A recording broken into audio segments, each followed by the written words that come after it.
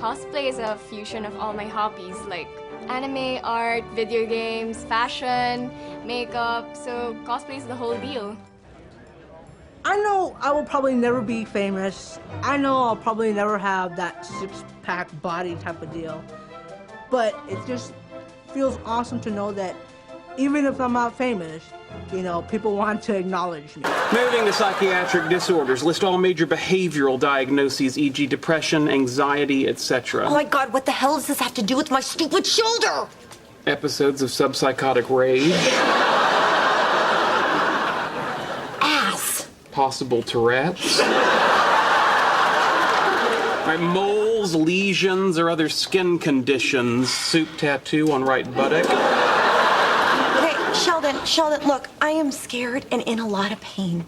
Could you please take a break from being you for just a minute and try being, I don't know, comforting? I'm sorry. There. Everything's going to be fine.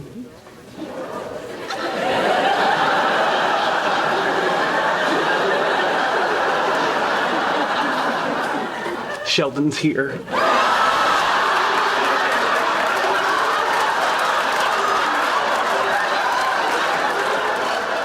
Thanks, that's much better.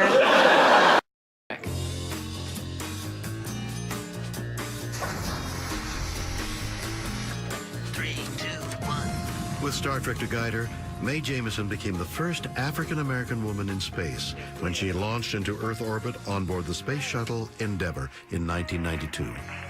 When I was on the space shuttle during my flight, I would open all my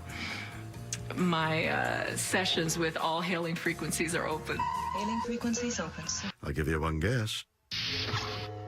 That's right. Back in the 60s, Star Trek was telling the world that one day, computers would be multi-purpose, everyday tools. Computed and recorded, dear. With which we might all constantly interact. Computer, you will not address me in that manner.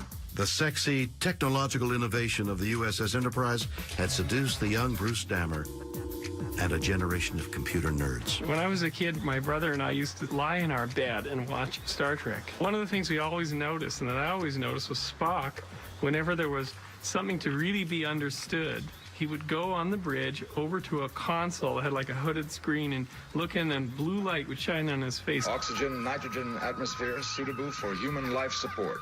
And I always wondered, what is this guy seeing on this screen? While Spock was staring into his mysterious database portal, the rest of the crew could be seen using user-friendly computers in every aspect of their lives. A revolutionary idea that would change everything. So all the geeks in the 60s who were growing up saw that and said, we got to make that real in the 70s. And they did. The first attempt came in 1974 with a whopping great blue box that is widely seen as the first ever personal computer. But it's not quite the PC we take for granted today. It came as a highly intricate build-it-yourself kit, and once you had finished soldering its circuit boards together, users would find that it didn't actually really do anything because software hadn't been invented yet. Yes, it wasn't perfect, but for thousands of would-be tech types, it was a start. And thanks to its Trek fan inventor, Ed Roberts, it had a somewhat familiar-sounding name. So here we have the Sputnik for the nerd generation. This is the Altair 8800, named after solar system in Star Trek. Head directly for Altair 6. Altair 6. I think I'm going to get spacesick. This became the focus of many homebrew and personal computer clubs. Kids trying to figure out how to make this thing useful.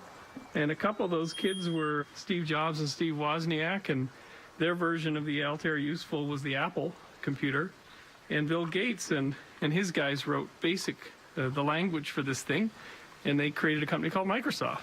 So the modern world came out of this unassuming blue box. The man with the ring, Ryan Reynolds. Give a warm welcome to Angelina Jolie, Jeff Bridges, Harrison Ford.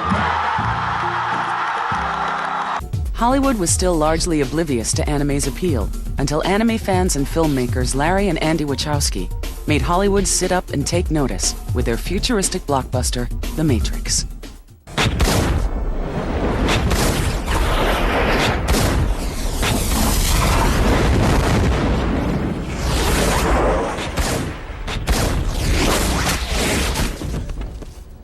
Movies like The Matrix were probably the first of the anime-influenced live-action movies.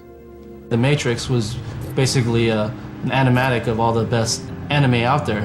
They basically turned all of that into a huge blockbuster.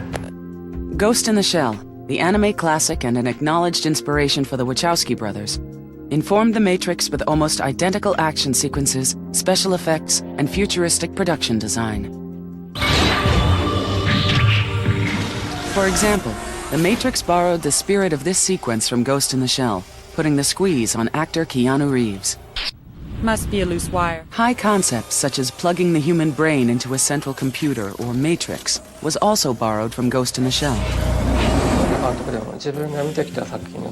Directors are influenced by what they've seen in the past and often apply that to their own films.